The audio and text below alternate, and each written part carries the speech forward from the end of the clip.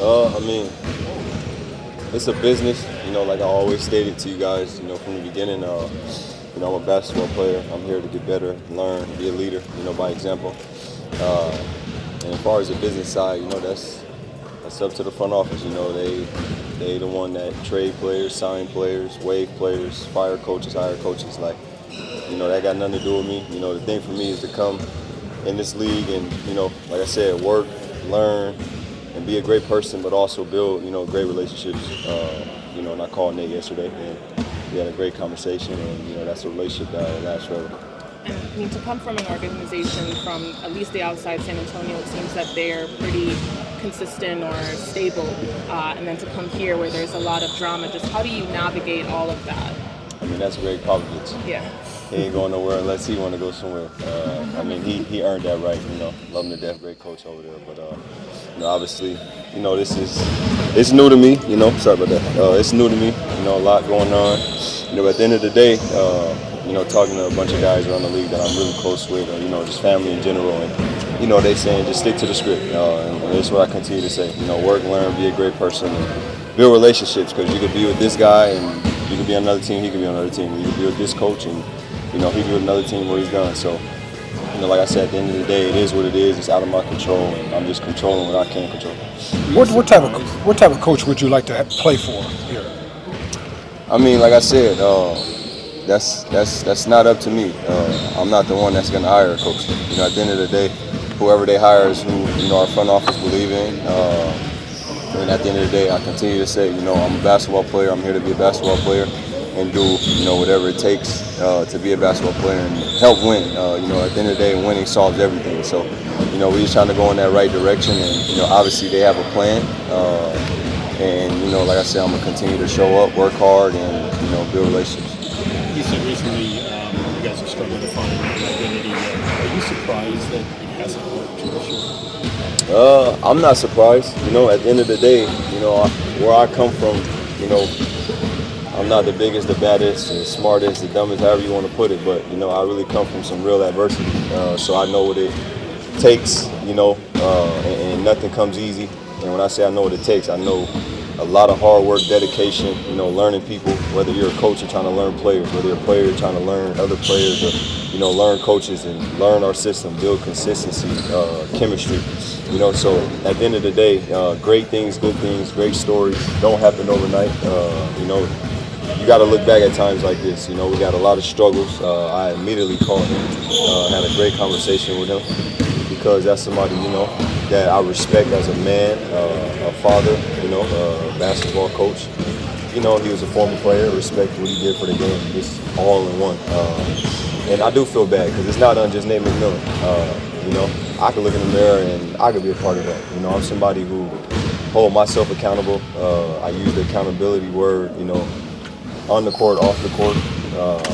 And like I said, it's not just one guy to blame. So, I hope people that's making all these reports, even you guys, you put out reports, to just know, like, it ain't no Nate McMillan. We all got to look in the mirror and take responsibility and part of this. And we all got to be better. That's the word that Landry used a lot, was accountability too in the press conference. Just how do you see that moving forward with everyone on this team for the final 23 games of the regular season, just holding each other and everyone's selves accountable too? I mean, I think that's what we've been preaching all year. Before the firing of Coach Nate, now, after, however you want to put it, whoever we hire to come in. Right now, we got our staff that we got that's been around, gonna help us to build what we're trying to build. But at the end of the day, it's the NBA, and games are to be played.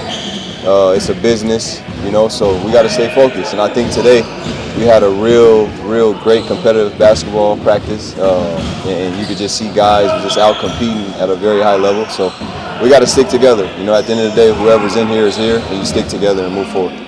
One thing Landry mentioned is that it seemed as though Nate's voice wasn't necessarily resonating throughout the rest of the locker room. I guess where was the disconnect with maybe what his messaging to you guys was, and then going forward with it?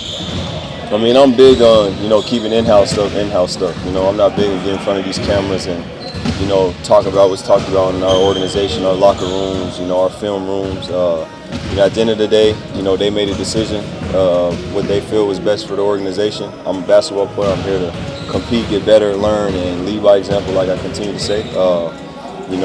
Like I said, I could have been traded. I could have, whatever. Nate got fired. At the end of the day, it's a relationship that I'll value and I'll honor. I told him to reach out to me, if he sees stuff, because I know he's a fan of the game. He played the game. He's coached the game. So you have to be a fan of it. And, we build a relationship that'll last forever. So at the end of the day, they made a decision, and we're all together. Obviously, Coach Bunchy's come in for the last 23 games of the regular season and then into the postseason. Has he kind of put forward any expectations for you guys moving forward?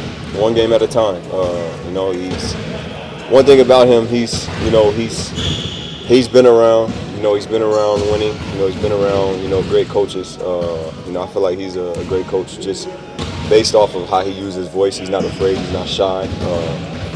And just him knowing the game of basketball. So we're gonna have his back as much as he's gonna have our back, if that makes sense to you. It's not gonna be easy for him to just step up. That's a lot of pressure. Fill those shoes, and don't know if you're gonna win or you're gonna lose, or if you lose, you get criticized. We want to make it as smooth and easy for him as possible we can, and that's us going out competing, playing hard, and like I continue to say, have each other's back, whether it's him having our back or us having his back. You guys get back to the basketball side of things on Friday. It'll be a big matchup against the Cleveland Cavaliers. What'll be a few keys to start this, new chapter off on the winning side of things? Like I continue to say, go out, compete at a high level, play together, have fun together, and winning solves everything. Go win basketball games. How's the lip healing up? I got my stitches out today. Nice. Man. Thanks, TJ. Yep. See you guys later.